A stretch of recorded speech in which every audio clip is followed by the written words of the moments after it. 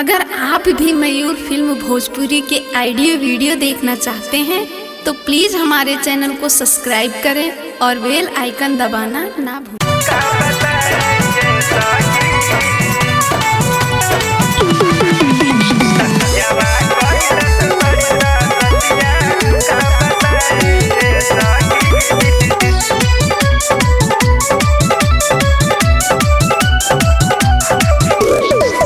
टूटता बदनिया मोर उठता दर्दिया का बताइए सखी।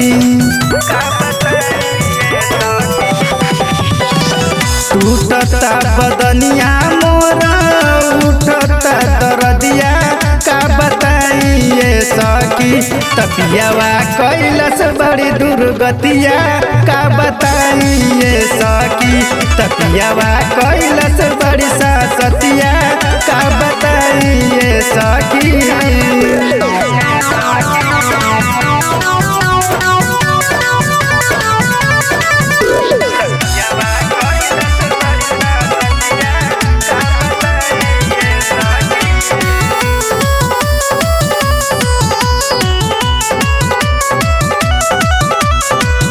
लभ वाला चटनी रोज चटावेला लेवे खातिर मजा सखी हम के पटावेला ए सखी।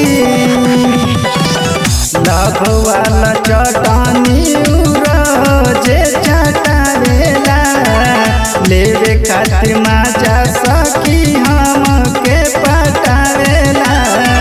काट ले लगलिया सुर देल कान बलिया का बताइए सखी।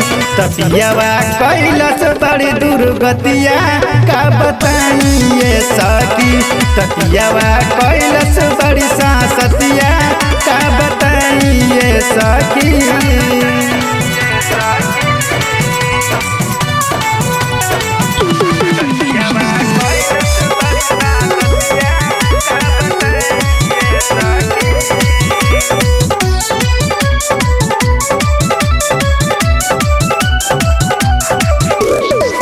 रातियों में पिया हमर चढ़ जले ऊपर कहले कि लागेलू तू सब कैसे सुपर हो।